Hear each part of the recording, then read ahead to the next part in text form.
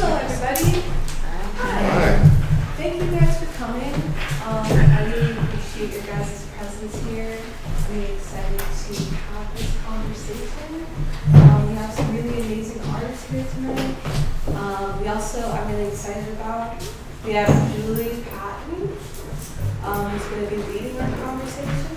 Who is that? And yeah, feel free to chime in at any point if you have any questions about any of the art in the gallery or any thoughts that come to mind. If everybody wants to say who they are and what they make, that'd be a good way to get started. And anyway. I'm R.A. Washington, and I make a variety of mediums. And yeah, I'm happy to be here and be a part of the Labyrinth show. I am Mansa Lamont Bey, and I'm into poetry, music, but I'm featured with the pastel, large pastel decisions. Hello, I'm Jimmie Woody, curator of the Labyrinth, artist, engager, all those other good things.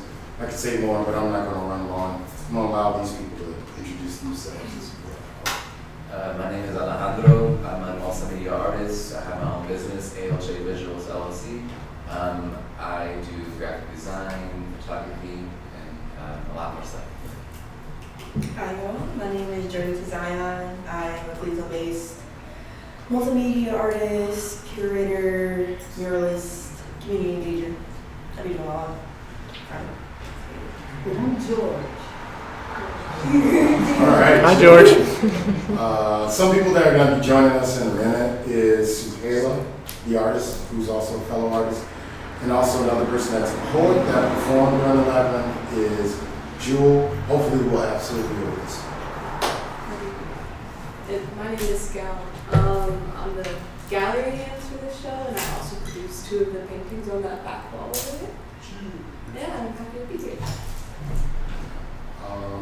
Some artists that aren't mentioned that I don't know if they're going to be here is also Chester Hopkins Bey. His work is over there, as well as Lacy Talley and Sylvia. That's her work. And did I remember everybody? Well, I'm like the person at the Academy Awards that forgets everything. Let's go. Sequoia! See, I told you, it's like Academy Awards. You always forget the main person that you should be thanking. And also Sequoia, who's got a big, great hand in all of this. So thank you, wonderful people, for showing up. Smile a little bit. I'm an actor, so I'm going to try to pull certain things out. But I'm going to be quiet. Oh, so you're the puller, the dentist. Yeah, I'm going to pull teeth. But is the moon right? Huh? Is it the correct moon for pulling teeth? Yeah, One of yeah. those old traditions that used to be, I remember it around the corner, in Weather, around the corner from where I live, on East 105th and Superior, which is often very inferior looking street. But even though it is superior, and there was a dentist. Back then, people didn't really want to care, only for the dinosaurs. As a child. But anyway, the primary dentist, he would only pull teeth. He would pull teeth according to the moon. And things were more informal then. That's when the city was dense and thick with people. And you see 105th Street now, and it's like a desert by comparison because the traffic used to be so dense. And I thought it was my imagination. I asked, was it so dense that you could, cars would jam up, like I do an eddy. But anyway, so you would show up, and also back then it was just normal for people to pull teeth with pliers. I just remember, you go there and you say, the moon isn't right today. The moon was seldom right, but the bottle was. So you tell me you pull teeth on the full moon? That's scary. No, that's when you don't. Oh, okay, good. Because, anyway, yeah, maybe some of the liquid tides and tidings poured into this work is related to those phases. Hopefully we're in the right phase right now. So cool. All right. Can we get this thing started? If you want to ask questions? Yeah.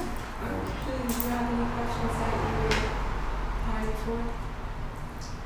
Yeah, how recent are a lot of the pieces? Are they very recent for most people?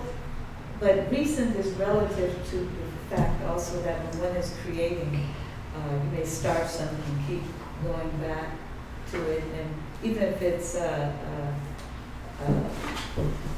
the same or a different painting, it's all kind of a continuation of that flow and ideas, and I guess I'm curious about the time frame of some of these. Of course, when you're creating, you're in a kind of timeless state. You lose track of time. But anybody want to answer that? Can I kind of just set this up just real quick? Yeah, And then these this is guys great. will really jump in. Just to let you know about the Labyrinth, it was started.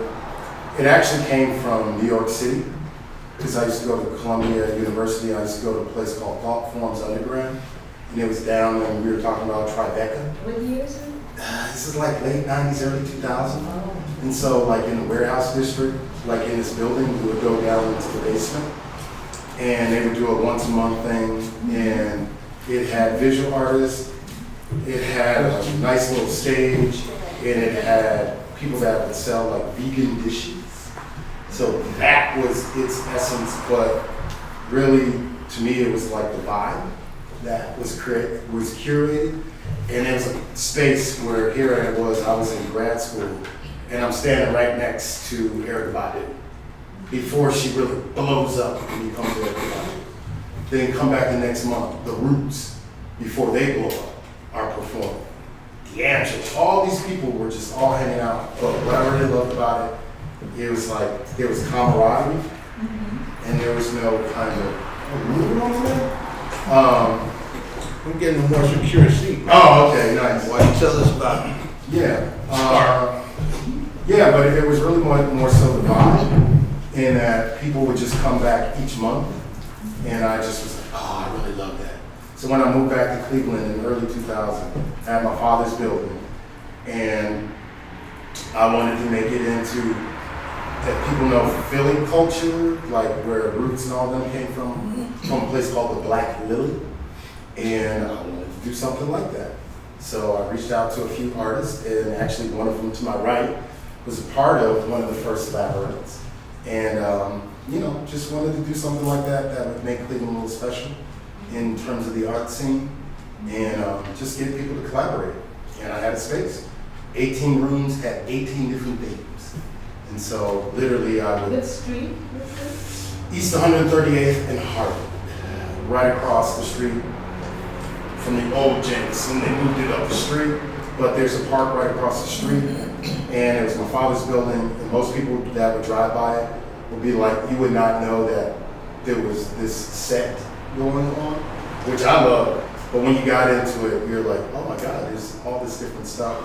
And so I thought of it as like a haunted house without it being haunted, with different installations and rooms. Like I said, I had 18 different rooms, 18 different themes. So you just had people that would come in, and basically, because I lived there, I just would say like, hey people, just when you leave, please close the door. And at times I would literally go to bed and I'd wake up the next morning and there would still be pockets of artists still hanging out. People that were ciphering until like 9 o'clock in the morning. We had dancers engaging with visual artists. You had filmmakers engaging with cinematographers and stuff like that, or Did they use photographers. birth control? Well, there were some people that used some of my pockets for other engaging Is that things. when you made these pieces? And that's why I'm going to tie that in, and then I'll turn it over to them. like especially like Tupac and Basquiat, and even this piece right here. I did those back in the day, but COVID, our wonderful COVID, made me kind of relook at some of these pieces, and so I started adding layers to it. Like what I originally saw was not what these are, and I just added to it. Like that piece, the Basquiat piece, ooh, that's like over 20 years old, but I just have added layers to it. So yeah, it's got history. But that's the long and short. I can say more, but I want to allow these people to speak. Well, as far as my pieces, so I have those two at the end of this wall, and then you turn the corner, it is those 3 drawings. And then the big sculpture, those are made. I And love Dreamtime from the looks of them. You know, that's definitely where a lot of my ideas come from. Just give the clouds. But some of those I'm still working on to this day. Like the sculpture has like thrown me on me a couple times. So like I tried to imitate the kintsugi art style of like I think it's Japanese. But and then I had to update the charcoal drawing as well. But those prints, I want to say I made 2, maybe 3, maybe not 4 years ago. Dang, I don't know. But yeah, shout out Michael Wyatt. He was at CSU when I started doing printmaking and I started actually loving it. And yeah, sculpture made in 2023, drawing made 2024, but still updating right now. Overall process. Is time relevant to your artistic practice? Anybody, and if so, I'll answer this question. So yes, time is very precisely consuming my art specifically because I don't want to rush into things because when I rush things, the quality isn't always the best. For example, I made this double exposure piece with my friend Beach. She was a poet here when we first had the open gallery. And when I used her photograph to create this double exposure, there were just details that I completely missed that I could have, I could have edited out or something like that. For example, if you guys don't know what a double exposure is, it's basically combining 2 photographs into one. It's a form of composite photography. There was the main portrait of her, and I completely had her hand completely covered, and I actually wanted her hand to be shown. So when I decided to print it out, I wanted to go back into the art and actually tweak it a little bit to get it to the the precise draft I wanted, so it could be a lot more standoffish when I printed it out. So yes, I think I was just rushing just to post them online, without actually taking the time to make it look better, It was interesting you mentioned the hand, and so some people may create where their sense of their hand is something it's augmented by, you could say other hands, but not literally a hand, that there are other energies or forces engaged in the process. And anybody ever have a feeling that you're working, but you're as much a vehicle, you're a vehicle for the tools and materials, but there's another sense of a hand in what you do that's not Only in certain mediums. Certain mediums are closer to that metaphysical space, that ancestral space. Poetry, utterance, music. So when I'm in those spaces, I know that it's not me. When I'm making my scribbles or something like that, I think it's visual, and a lot of times it is me and the child me. It's not the adult me, it's the child me. And so, to answer your question about what time a lot of the pieces were made, they were made this year.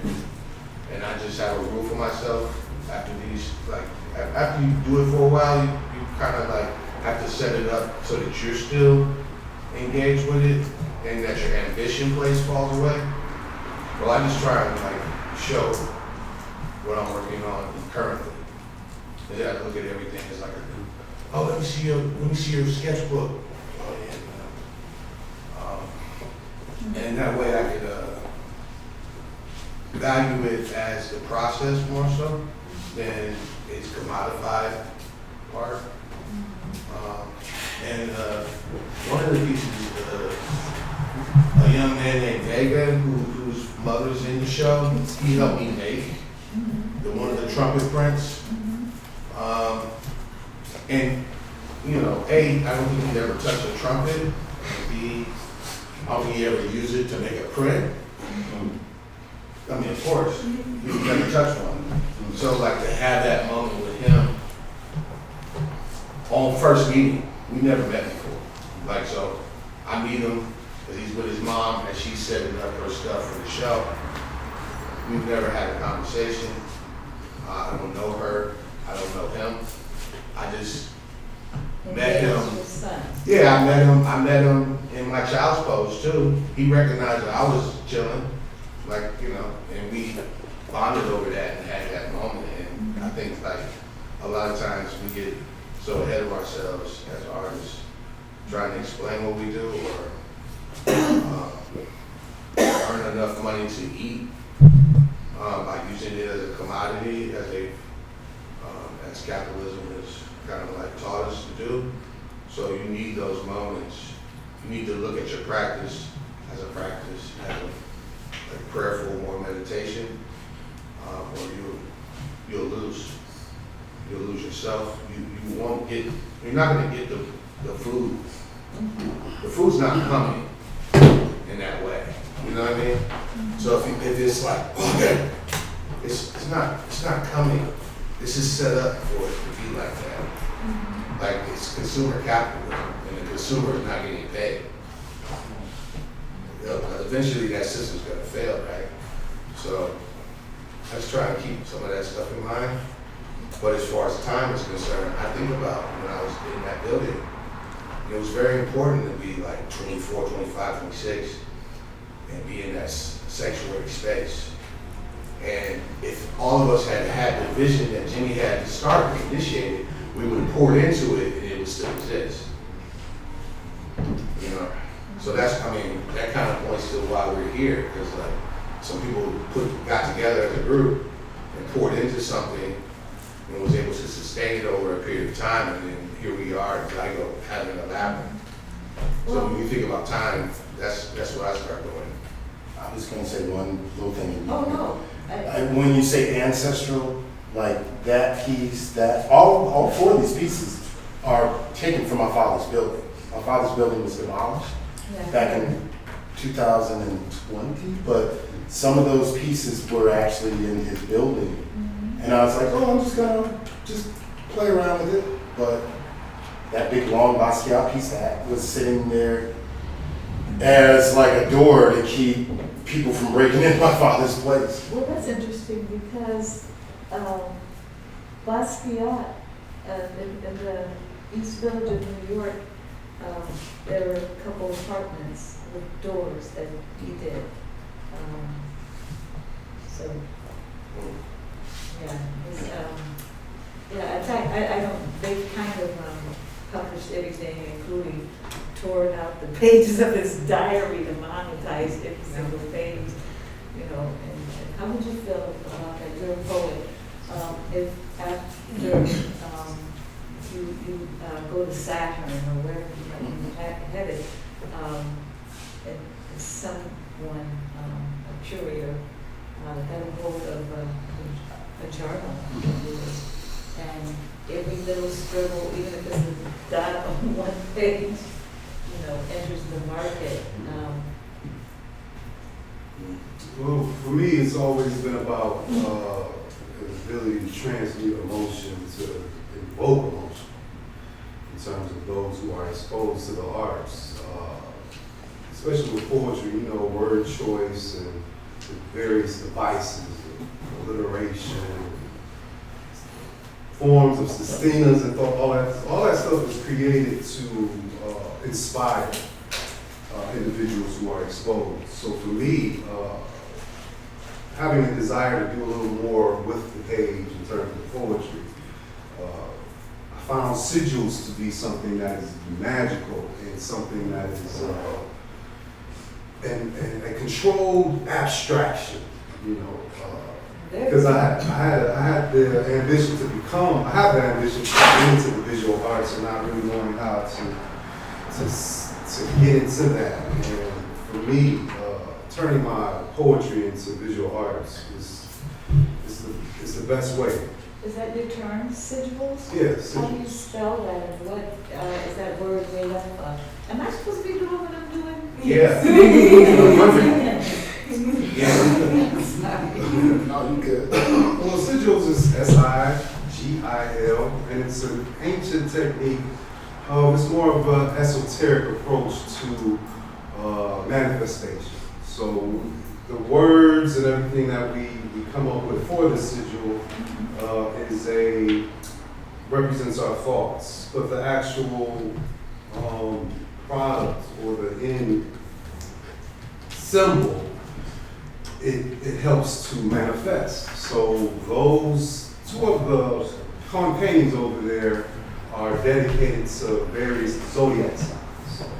We have one that was written in the constellation of Sagittarius, which means, for me, I wrote a poem to it. It's wrapped in magnetic temperance. Wrapped in magnetic temperance, and I wrote that last year in December. So for me to see how my stillness and patience, I'm able to be a part of one of my first art shows. This is my second art show. That's fabulous. Yeah, second art show. And thanks.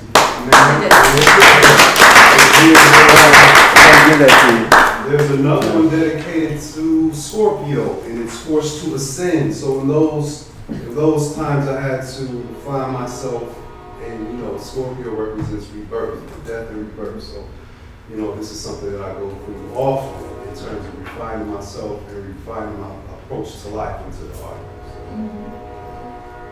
Interesting. Are these you? Oh yeah, my three boys, yeah. I thought so. How you doing, folks?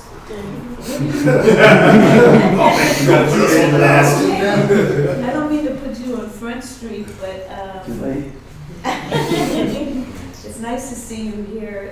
I'm reminded of something. I think I'm going to pass this around because there are all these narratives running around about where we were and where we weren't. And those narratives are often coming from people who weren't where the where was, when the what was when. And so, this positing a lack all the time and an absence. Hello, Ellen. And it's striking to me because people will say there weren't any art galleries there in this neighborhood or that neighborhood. Because they're thinking about Soho-like galleries perhaps, or this or that. But there have always been exhibition spaces and opportunities in all kinds of communities, whether it was people opening up their garage or behind their store. The building that I lived in, I ended up in, because there were regular art exhibitions there. I was used to those long East Boulevard flats because I had relatives that lived in them. But anyway, wherever there is a space, the problem is maybe we're not always humbled to expect and to honor our communities. And I think that it is astounding, having grown up going to Caribou when I was a kid, because Caribou used to pay $5 for people to model for kids. That was a lot of money for kids. You sit there for 3 hours and they turn your head in the clay, and then the kids would make fun of you as the Neanderthal man. Anyway, because of how you were rendered, what was rendered, but I lost my train of thought. So I was in Detroit recently, and I like going there because I've been in places like this in Detroit and all kinds of places, And people will walk in and just take up space. I believe that that was like an unspoken but very present act of radical affirmation that people always did. I am really tickled and amazed by stories that come out of larger museums, big box museums, around tracking and what's the G word, demographics of who's who and who's good. And this idea that we've got to get those people in and those people not here and there. I have a photo I'd like to pass around because it reminds me, and especially of the WPA era, in which people just floated around, walked in, and sat like an eat spot on the chair or at the orchestra, say, I'm here, we're here. That was a habit. And so, has anyone ever been to the Toledo Museum of Art? It's amazing. It's beautiful, the building is beautiful, and about a month ago, someone told me about an exhibit. It was, I wish I had seen it, but it was a Flemish artist, a woman, who was the most high. Renowned still life maker of the 17th century, and in Flanders, and really amazing. But be that as it may, they're closing for a while to do the redo, because museums, if it's not broke, then fix it. But, so there's this image of, I'll find it in a second, of all these kids on taking, I don't know, in a kind of workshop or a class at the museum. It's just that some people get rendered invisible, like a willful amnesia, but we're here and present always. In every group, there's nowhere where we're not and haven't been. And you can turn it over and find someone. And I say that to say that coming back, spending more time in Cleveland, I keep, I used to go to these community meetings and I would hear people talk about blight. That's a lot of nerve to come to people's neighborhoods and use that term. Because if you ask me, some of these ugly new buildings that you put up, it's far more blight than you could replace. But it's to say that you never know what's going on behind closed doors. That could be meant more. Like you were saying. And you can pass by any street, and it can look like whatever story it's telling. And some people actually use that to keep people away. Do you know that that's a strategy? That is an actual strategy.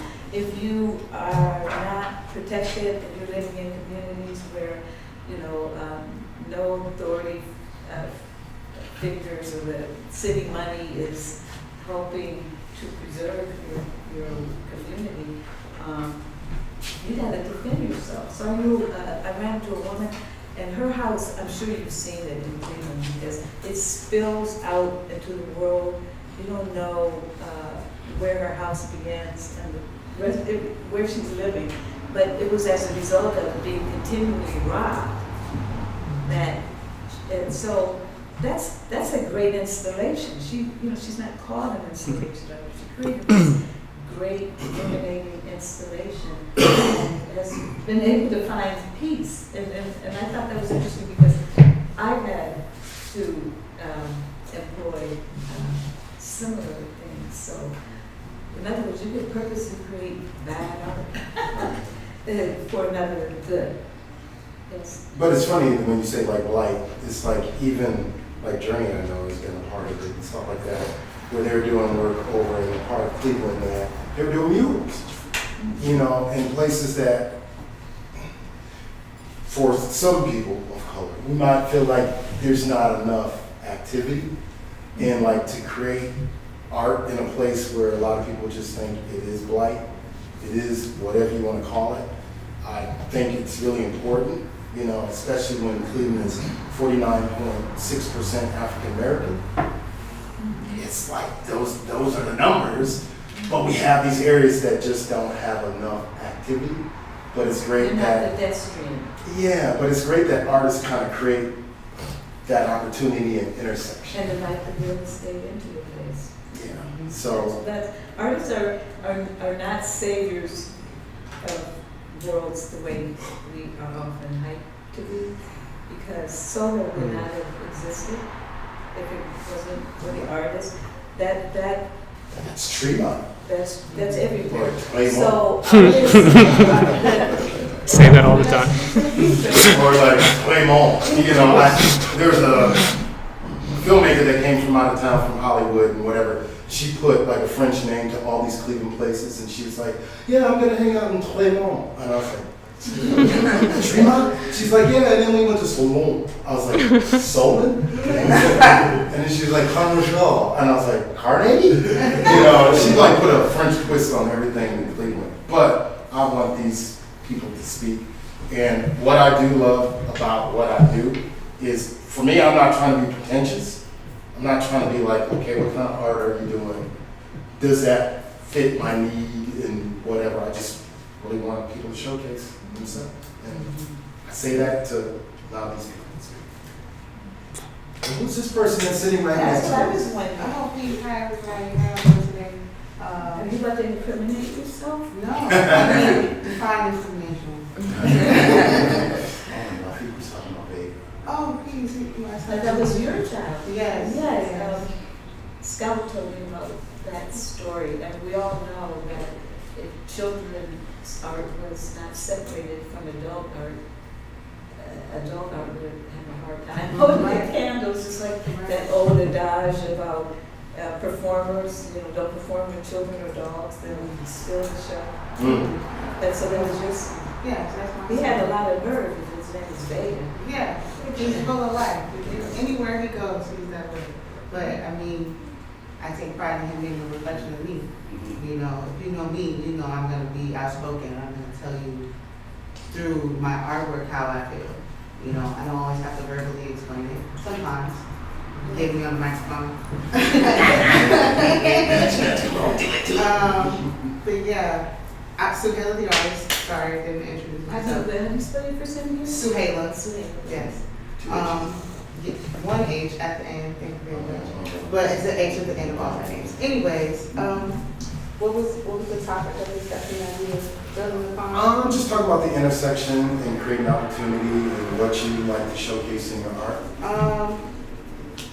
I like to showcase the humanity of people within my artwork. You know, the fact that one, who I am as the artist. Oftentimes we separate the two. Whereas the artist, the art would not be what it is without the artist. And when you're talking about community and activating spaces and showcasing the murals in those spaces, the people are already there. The people are already telling the story through their way of living. Culture is your way of living. So how it's being presented through our daily activity is an art form in itself.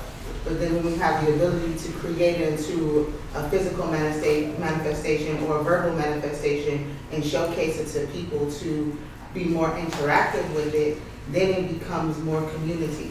And that's the part I think with artwork that we're missing, or just in general, especially within the Black diaspora, is that we're missing community, but that was strategically done. So now that we're coming back to who we are and recreating it and putting it in our artwork and showcasing it to the world and coming together in communion as we are right now, it's reestablishing what we're here to do. And that's how I look at it. Well, that's kind of complicated because definitions of art and aesthetics and what we view as art is these days comes out of a tradition that's maybe amalgamation of traditions in which you can't separate out the humanity or the identities because you have these lineages and legacies. It's a mix over time, and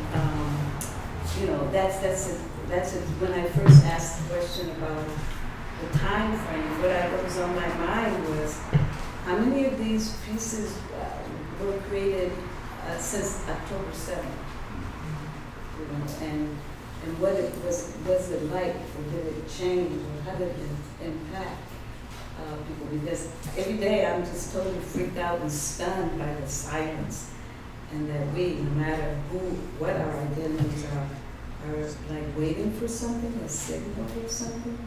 It's especially for certain communities that were at the forefront of struggles, and to find them in the back. And some of it's kind of troubling. I read the New York Crimes, CRIMES. That is a real newspaper, and it looks like the New York Times, and it's out of LA. A poet named Jimmie Woody, and was one of the distributors of it. It's a mind-blowing journal. But David Brooks, one of my favorites, he was speaking of sitting in his classroom in New York City and a bomb going off, and he said that in a 2-year period, there were 4,000 college bombings. Well, Now imagine that. And then he began to talk about all the assassinations. And then you think about now, so people remember, it was cray-cray. This is so calm. The streets it was just in the air. And so now protest is online. And that makes me think about our biology, our biome, and how we're reading it, and its presence or absence. Especially, this is a very vibrant exhibition. You did a great job, Scott. It's not easy to put all of these different styles together, and they're kind of talking to each other, but yet they retain their space. But the show is very impressive for how it exclaims mark making and gesture and certain kind of fluidity. So I sense the humanity in the show. It's without it being necessarily figurative, everything. You can feel the connotations of it. So anybody want to answer that? I mean, what these horrific events televised, normalizing it. Did anybody feel like while making, like, say, wait a minute, if I was in that place right now, I'd be running for my life, or Sudan, or anywhere. So how do these realms coexist, impact, or touch your life, your community, your sense of identity, your neighborhood? And forgive my crazy questions. If I could speak on that, Yeah. It's hard to be the criminal and the victim. Mm-hmm. I mean, I got a blue passport for the United States. When I go overseas, I'm afforded the distinction of imperialism. Mm-hmm. You know, I'm a subject and a victim of imperialism. I benefit cursorily from the imperial because I live here. So the protections and things that imperialism represents in the world protects home in a certain way. So my day-to-day home is not really impacted by its imperial might. When I leave, I'm afforded certain checklists and certain entries, right? At the same time, me and all my friends and everyone I know is enraged by what they're seeing and continue to see. And because you live in a country that doesn't do well with the truth or with grief, you find yourself holding a lot of work, helping people who have been deemed subjectively as white understand there's no such thing as whiteness. helping black people understand there's no such thing as blackness, and that it's a subjective tool, and racism is used for capitalism. And this village in Sudan represents Glenville, and its health and well-being is connected to Glenville, but it's really not. It's not tangible enough, and so it shows up in my work, but it's more shown up in the ways in which I've chosen, as I understood, to take up space and not take up space. Like you had asked me in 1994 when we were running around here as Black Poetic Society, would any of this stuff be working like it's working? I would be like, no, we had an effect. You know, these poems have an effect. You know, I would have gave it to you with the full congas, loud and boisterous, but poems are just keepsakes between us. They're just moments between us. Like this, they can affect someone who could affect something. They could move a moment for a person who moved a moment of a people. But that's the extent. And you have no say in that. And you shouldn't be carried in the street for doing it. And so, really, I just feel like I'm part of a choir. Like a very large human choir, morning choir, like a choir. It's going constantly. And I don't have a right to cry as loud as the people whose children are dead. But if they go high, I'll go low. I'll be like, ooh. And I'll do whatever they need from that point of view. And I mean, so I think I would have probably said no.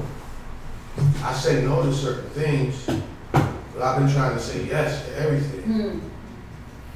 I've been trying to participate and show up and be a part of all kinds of different pockets of community and just be like, hey, I really appreciate that you did that with my presence. So I got, Jimmie asked me to be involved in Labyrinth. Hell yeah, I'll do it. The Scout had the odd market over there with her peeps. I'll do it. And the Rump Kids had something last weekend. I was there. And I'm just trying to be where all the pockets of humanity is trying to express themselves and just be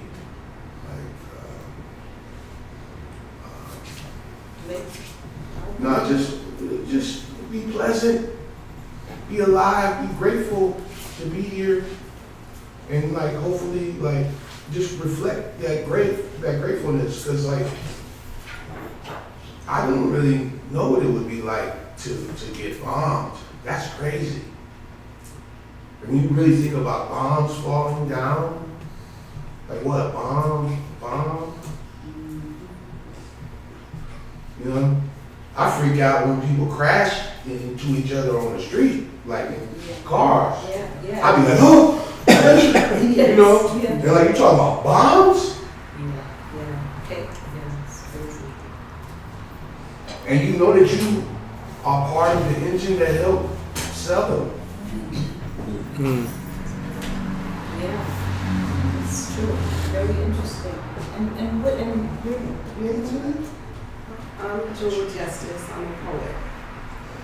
Nice to meet you. Do you have work in you? No, I don't have any artwork shown. I was here at the opening ceremonies and I performed some live art. Well, let's mix up this room a bit. You young people here. Excuse me.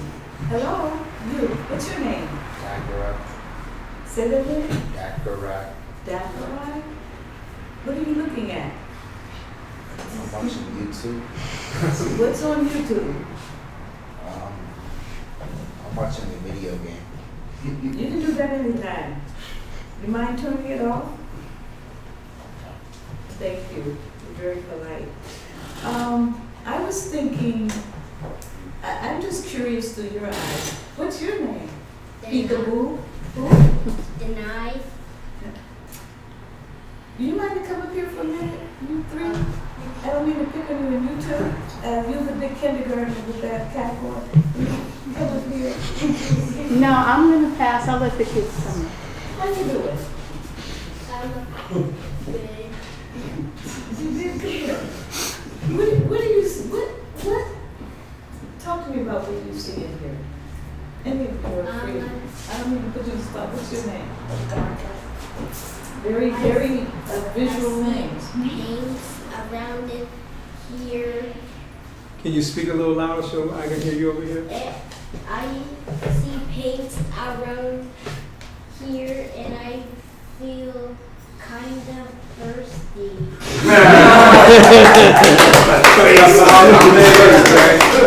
Great artwork, but I'm thirsty. You feel kind of thirsty? That's what you have to say? Pick a piece and tell me what you think is going on. Or even, you know what? You see that face right there? This one? Yeah, behind R.A. Yeah. What's going on there? Well, choose anyone that you want, that you're curious about. She's wearing a hat. She's wearing some, I don't know, these things. I don't know what are these things. And she has some nice hair. She has some nice hair. That's She has some nice hair, and I don't know what is this. I don't know what to call this. It's called Daughter of the Moon. Daughter of the moon. Daughter of the Moon. How do you think this? You watch video games all day long and see, have a sense of how things are made. Come over and help your brother out. Look, there's something that this has in common with this. And what is it, like, you see something in common with these figures and this? What do you say? Do you see something in common? What do you call these? Flowers. What do you call those? Flowers. You know what kind of flowers those are? Do you? See, there's a lot in the world beyond this. Orchids. And they're tropical. Like, you know, Ohio has some of the most, the biggest treasure of orchids as far as the state, because of its moisture and whatever. So we find plants that look similar, but most of them have been driven extinct. So, is this interesting to you? In what way?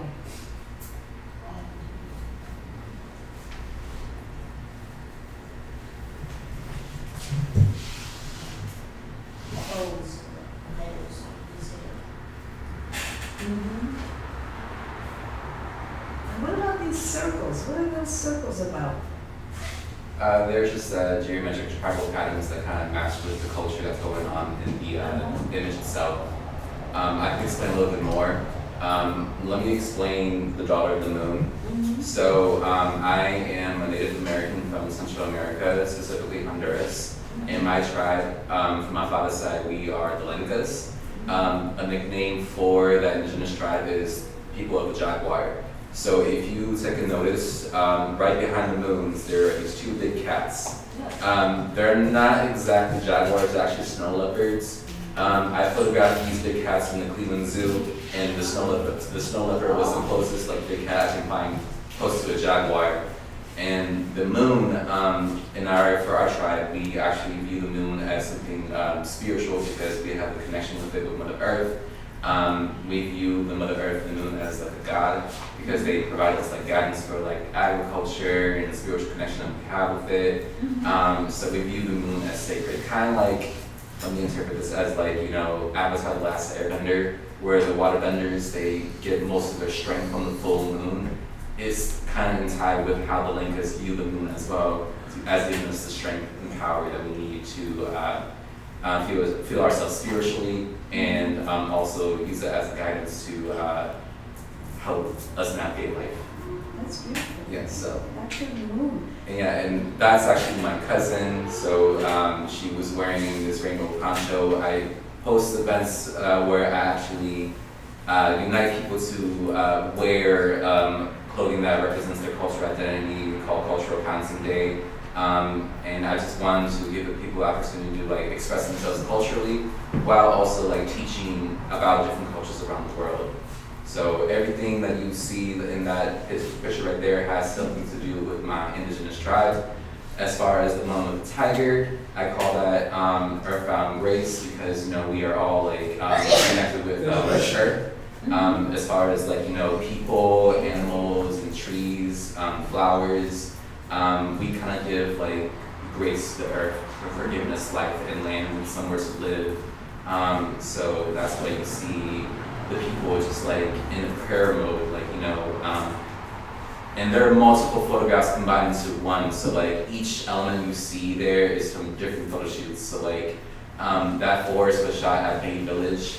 And originally there was actually a model in the middle of the forest, but I decided to remove her to add my cousin on top of it. And then those flowers and bonsai trees, they were photographed at the Chicago Botanical Gardens. So I just like to combine different photographs into one, just because it's my form of art, since I like digital art over like painting and drawing, because it's easier to press Command Z than it is to like erase like color pencil, you know what I'm saying? And so, yeah. Well, it's interesting, Scout, what made you, when you put one painting next to another, especially if there's not a lot of space, they kind of talk to each other, and they make you notice patterns that maybe one wouldn't normally see. So standing here, just this like ring of flowers and how each of the petals is articulated, it kind of recalls Jurnee's diamond shape, that was diamond, figures. But this woman, what do you see going on in her back? There's like a child. And a mouth. Yeah. Who do you think in this room did this? Who do you want to accuse of doing that thing? Oh, you know her? Yes. Oh, you know her. No, you just guessed? I guess, Why? Is that right? Yeah, why? I feel like she was strong. So that's poetic. I mean, so because my thing was when you were explaining it, that these guys, I think some art critic was kind of speaking to the issue of visual art. When it's presented, it takes on a life of its own, because if I see this and you're not here, I'm going to interpret this through my eyes. And these kids, they're going to interpret it through their eyes. So the thing that they see is probably the most powerful point of that piece. So whatever it is that they feel, and they'll speak truth about it. They won't be pretentious. They're going to say what they feel, and those things become the thing that makes it connected, makes it the thing that all of us can appreciate in art. So yeah, so whatever you guys see, but that was a good. So and that may have been that energy that she gives that says that to you, because you got that right. That was spot on. Can I ask a question to the boys? What made you drawn into my piece immediately out of all the art pieces here? What? So The that would flowers. The flowers? Yeah. I like how you place them. You really place them. Thank you. be. When it comes to like portrait photography, it's much easier to like look at because we are so drawn into another familiar or the human face in general. So I was assuming like, oh, they probably see people, like real life people in these photographs, and that's what they are drawn into it immediately because they see someone they might recognize, or that person might be really pretty or something like that, because we're just so used to seeing other people's faces every single day. So. Can slight redirect, because I want to pick this person's brain a little bit. Scout, you laid all this stuff out.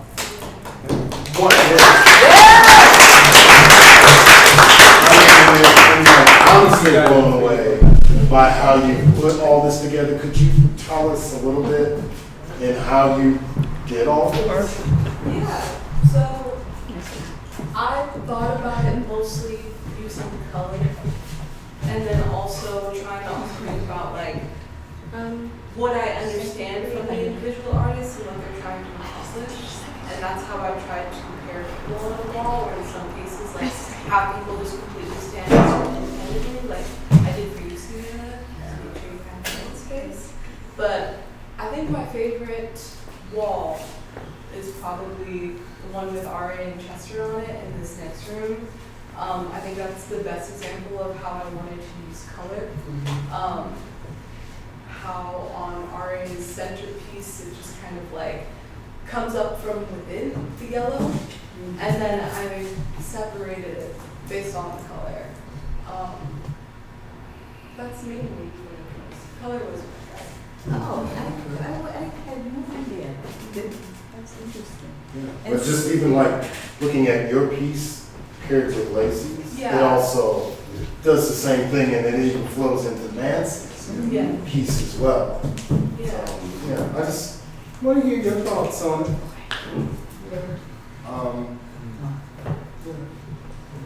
No. I want to actually hear each one of yours. Yeah, that's what I was saying. I was going to I want to give you all opportunity since we're streaming this thing. And if anybody got questions, I'm not. These pieces. There's a lot of intense iconography and symbols and some of the pieces that make me wonder of this. Suhayla?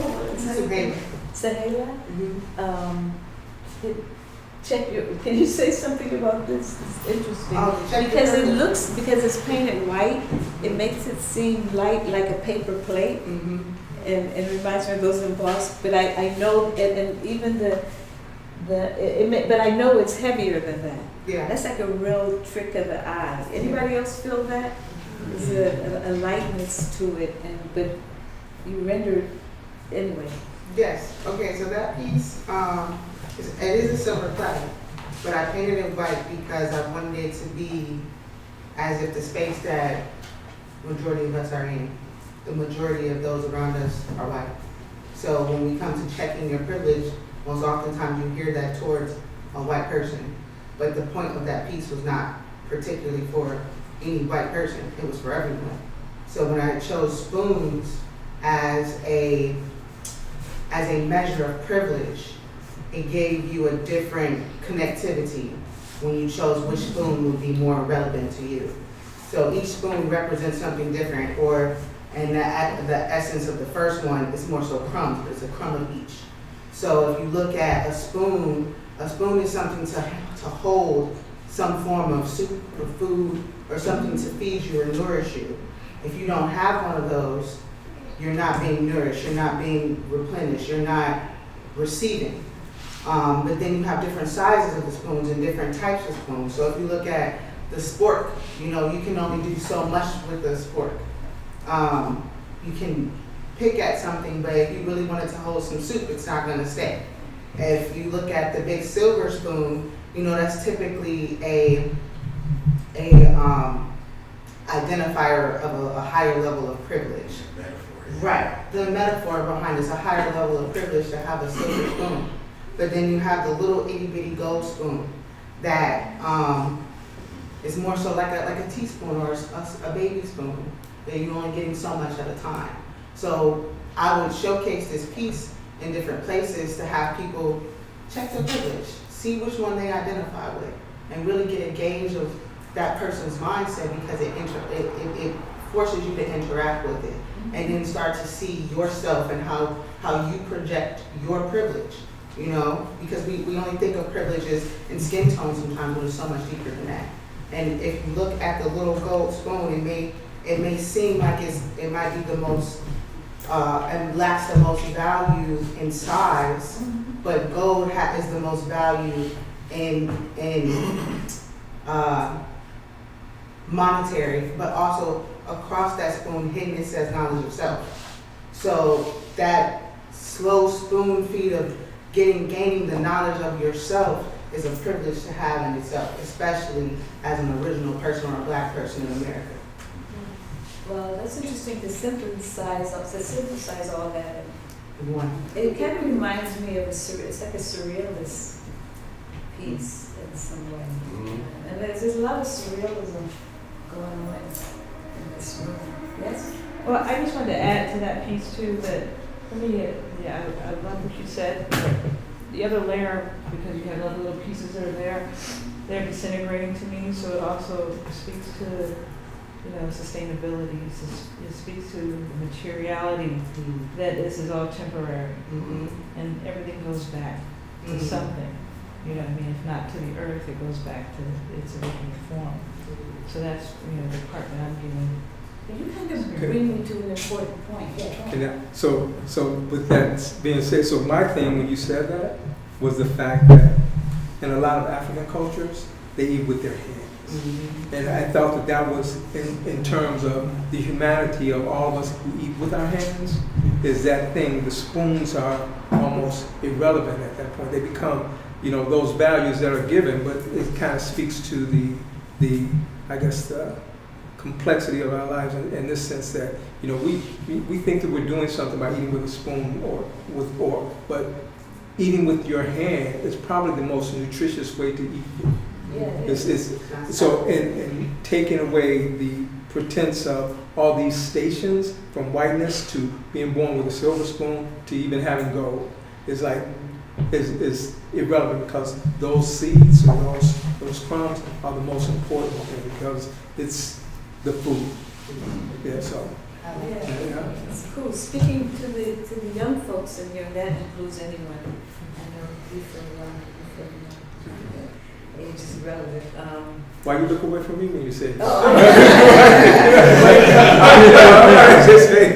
wanted to say to there's all that stuff in that gadget, but in this very alive room with people we may never even see again or recognize on the street, there's a lot of thinking going on. It's just all this imagination is triggering more and more stuff, and we could be here tomorrow and the next day and giving birth to more and more ideas that are reverberating in and around the electricity in this space. But when you brought up that issue of sustainability, that's one of the other things I wanted to ask you all as creators. Because art stores used to be very rudimentary and simple. And some people just used to go get the pigments and this and this and this. But there's a lot of toxicity. And the art stores I walk into Blick and I feel bleak because I'm just hit with do this, use this, use that, and all this packaging. I try to do everything in my power to avoid packaging because I can't stand throwing things away. And so I told someone, I don't think if it's art, then the word art is related to the word to be, and art thou, and it has other connotations. So I think if it's art, then it's tightened up, and it's not wasteful. It may be involved waste, you may spill ink or whatever in the effort to, in the process of creating something, but this society is very, very wasteful and throw away, and I worry about people who work with materials.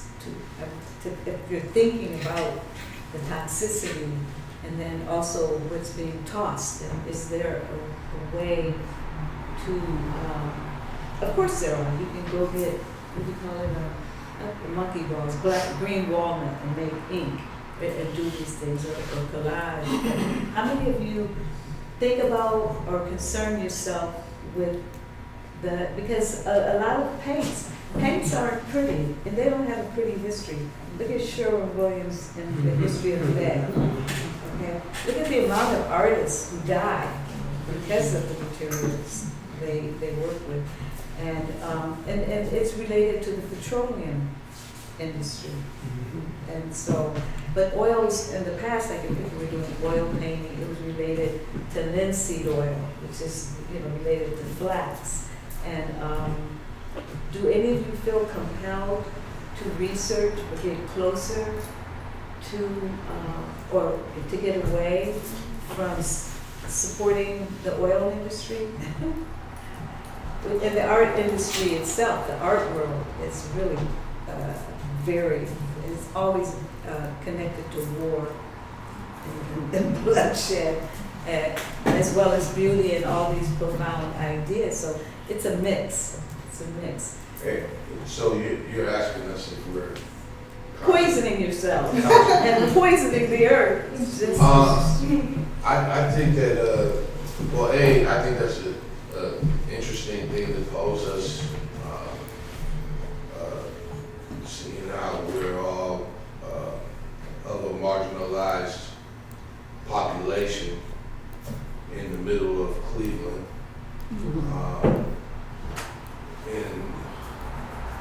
In this place. And certainly over the years I've learned how to do some processes, like I do mix my own paint, use reusable containers. I found myself being like almost paralyzed by the weight of a human being's personal impact. Like, what's the weight of just my impact on the earth? like a bird. Yeah. Leave a bird's foot. Huh? You want to leave a bird's foot imprint? I haven't judged it. But what I wanted to do was, okay, give myself permission to fail as I learned about it. Give myself permission to seek out the information, not take it personal if I don't know something, not be prideful to not ask. So I found myself in this situation being a zygote. I'd never been a printmaker before. Zygote's a green shop. Yeah, I found that out. It's a green shop. So the processes in which we are using to make these prints, make art, is been thoughtful from that point of view. And then if you tuck yourself under that thoughtfulness, then you're part of that thoughtfulness and you can learn from it. Rust Belt Writers has a scrap food program where they go to compost. I don't have my own personal compost at my house, but I do subscribe to get the bucket, take my compost, and they'll pick the compost up. And a couple of my homies drive for them, so even when they run my card and they go to decline, I can still get my bucket picked up. You know, and these are the kind of things that I'm thinking about, and then I'm giving myself grace on the things I can't do. You know, it's gonna take me 40 minutes to walk from my house to the West Side Market. But I have to be somewhere in an hour and a half. Will I be able to shop and get back to go to the appointment so I can get the money to buy the groceries at the West Side Market? You know, you can, you could grow, but I live on cul-de-sac street on the towpath in Tremont. It's just the south side to me. But the house is falling down a little bit, and the towpath, they cut out the towpath part. But there was LTV Steel and all the steel companies right there. So when we did grow some stuff, we tried to grow some food in the bank, me and my neighbor, and it wasn't really going right. So he was like, you know what we have to do? I was like, what? He said, we have to build our own beds, but they have to be a certain height. And I was like, oh yeah? And right when we were about to do it, he died from complications of AIDS. And then it was the pandemic. So, I mean, you have these moments in your life where you're like trying to consider things and you're too late. Or you're trying to be thoughtful, but you just figured out how to breathe properly. Or you're trying to be thoughtful and you're trying to heal from a trauma, but when somebody asks you a question a certain way, it triggers that trauma. Or when somebody says a certain thing, you remember when that dude punched you in the face. Whatever it is, you know, just a little grace to our own like environmental, you know. Well, that's an interesting, and I just almost timed it in. Can I say something real quick? I just wanted to take up what you said, that's interesting in the sense of like, can that inform all of your artistic practices when you're working and you're thinking of yourself to extend grace? Do you feel like you do that to yourself or in your work or in some way? Well, for me, visual arts started for me in the courtroom of a divorce proceeding. I can remember doodling and using that and just putting that energy there, and then after getting out of the proceedings, I was doing bigger pieces and they got larger and larger and the ideas started going. So, it's just taking that pain. And then I'm a veteran also, combat veteran also. And those are other things that I deal with. I put it into the arts. So, yeah. For me, I don't think destructively. I think like I'm like a light bearer. I'm trying to bring forth light in different places. And one thing we're not, for me the Labyrinth is an amoeba. You tell me where we're at, it's going to take the form of that. Because the following weekend, we were in a lot, a vacant lot, over in Slavic Village. And there's other layers to it when you say like young people. There's butcher paper on the outside that allow anybody to draw. There's vendors, there's stuff. It's not just about the visual art, it's about community. It's about people kind of coming together and trying to create something that might be unique for Cleveland, might be unique for the world. And how do we make this a better place? Maybe there's some dark stories. Excuse my language, there might be some dark, that we got to deal with, but we got to bring it forward in some way or another, whether it's received negatively or positively. I just want to see people build. I just want to see people create. This is great. I appreciate the opportunity to be here, to call out one of my rocks. Bless you. Bless you. On that note, so if anyone has anything to offer before leaving, but I was wondering if a friend of mine, Sandra Payne, she had all this art because it was kind of common in that community that the artists exchanged pieces. So she had more art as a result of exchanging. And then in terms of economies, I know a poet, Erica Hunt,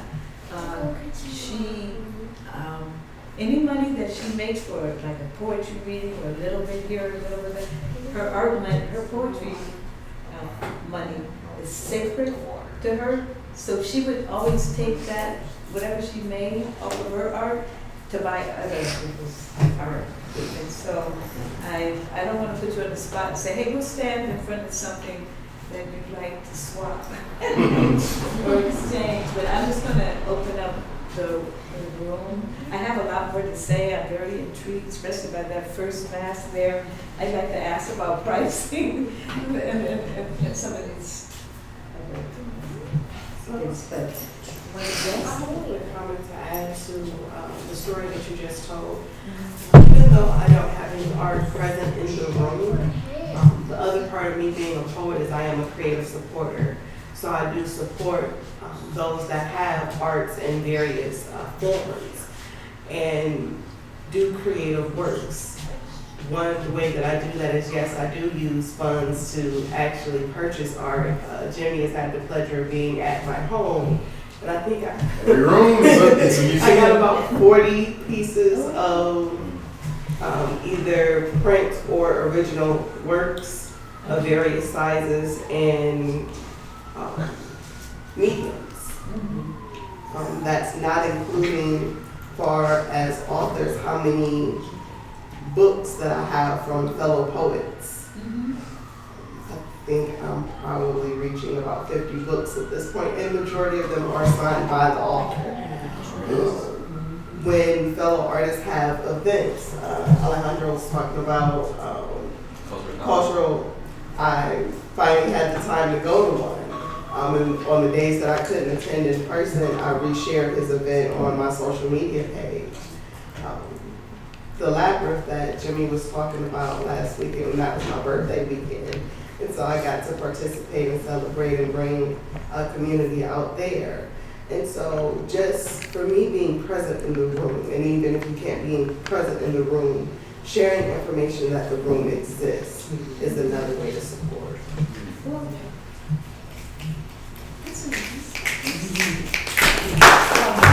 Anybody else want to share something? Because what you made me think of, these aren't the easiest times to open up, because you can, how do you know who's coming in and they're not packing?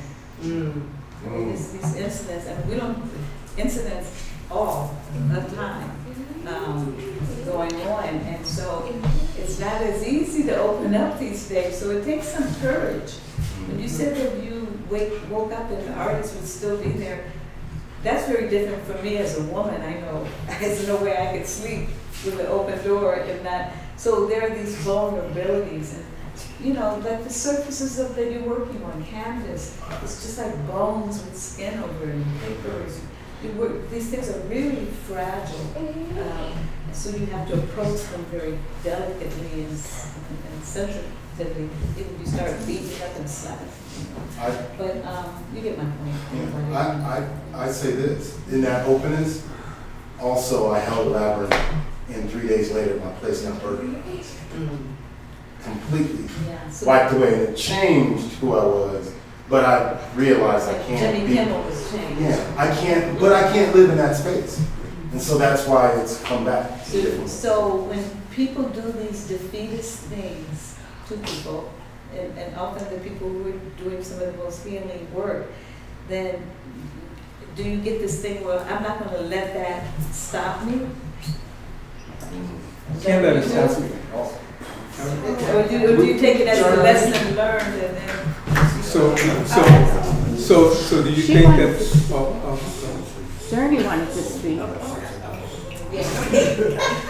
So with my work, a lot of the times I am putting, I guess, things that I go through onto paper. Like those two over there. The top one, I call it to open yourself up to another. And I put a lot of just feelings that I had into it, like fear, anger, emptiness. That's and, a good title for that piece. It's very evocative. I kind of wanted to use like imagery of like Russian nesting dolls to really represent that, opening up to not only just like somebody else, because it also is like a representation of love for me, but like opening up to yourself too. And ooh, I feel like we're getting off the plot. What was the question? Whatever you wanted to say. It's on your heart. Yeah. Well,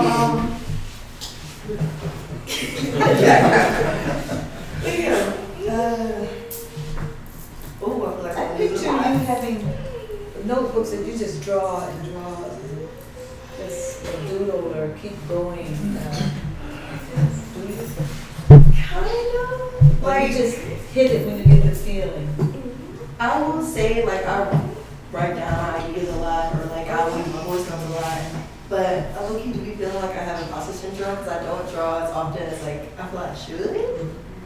But yeah, and that kind of like goes into what you were saying earlier about like giving yourself grace, because within all that, like making things like this. Think said that. Oh, well, Reiterate. you know, there is like a sense of forgiving myself, or like when I go through these things and like putting it on paper, it is like a sense of giving myself grace and allowing myself this time to really process what I have going on. Well, we're at 8 o'clock, and there are endless questions. I want to know about technique, because you're doing casting here, or molding, and there's a lot of sophisticated stuff happening with combination of materials and how things are attached, and the content. And I thank you all. I've never done anything like this. I spent all my time talking to groundhogs and cats and deer, so I had to shape shift into a human in order to come here. Thank you.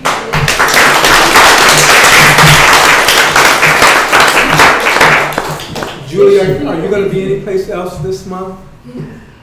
Are you doing something in Case, or you already did that? Oh, no, that's tomorrow. Tomorrow, It's embarrassing. are you gonna share with us? Oh, tomorrow you know what, I never invited to do so many things, and I mean, have you ever heard of me or seen me? I'm really strange. Yes. Even to myself, right? It's almost so like all Black of a History sudden, I Month. have something today. Thank you, Scout and Zygo. And tomorrow in Guilford Hall at Case, that's the Yellow House on a Bell floor. At 3:15, I'm going to redesign the White House. No, I'm kidding. I'm going to hold fort in some way. And you speak of imposter syndrome, I do understand. So make me up as I go along. I'm going to be reading some work, but really the draw is Adam Banks. Who doesn't want to hear him talk? I'm just going to see Julie Patton. I want you to come. Thank you. And you're an artist? No. Yes. You're attached to someone here? Mm-hmm. Their name is Oh, yeah. Oh, yeah? No, Jimmie Woody. No, I figured this. I do want to reiterate and say thank you again to Zygo, to Scout, to supporting us, for allowing this to happen. I'm really thankful. And I do have a shameless plug. I'm directing a piece with Chris Webb. It's going to be really cool. It's called The End of Black Excellence. I got cards and I'll give that to y'all. But it's a really cool piece. And everybody else should celebrate every wonderful thing that all of you Something to say.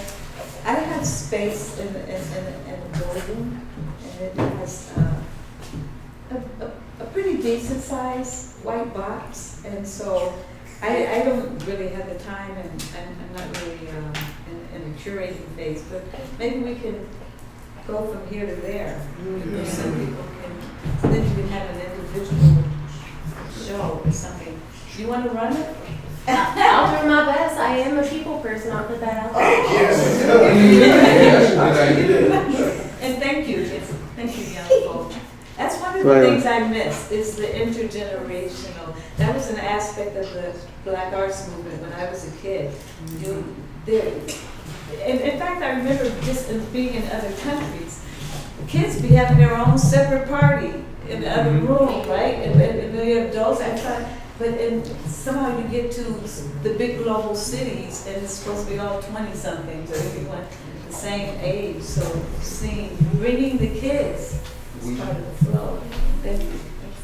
Thank you for that. I just have a quick commercial.